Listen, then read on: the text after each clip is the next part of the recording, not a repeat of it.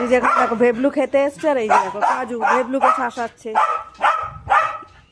এই যে ভেবলু, এই যে কাউকেও আসতে দেবে না, কোনো মানুষ না, অবল না।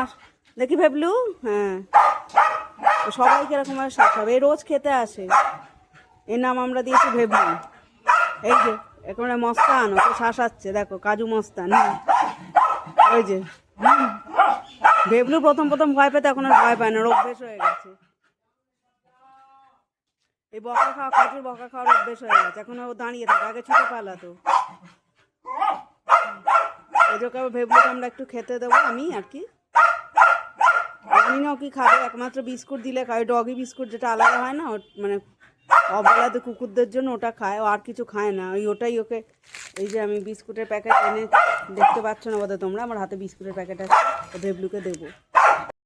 এই ভেবলু খাচ্ছে, ওকে ডিশে বা বাটিতে দিলেও খাবে না, এই মেঝেতে দিতে হবে তবেও খাবে। জানি না বাবা ওর কি এটা বাজে হ্যাবিট, মেঝেতে দিতেও খারাপ লাগে, কারণ নোংরা তো যতই হোক, কিন্তু ও ডিশে দিলে খাবে না।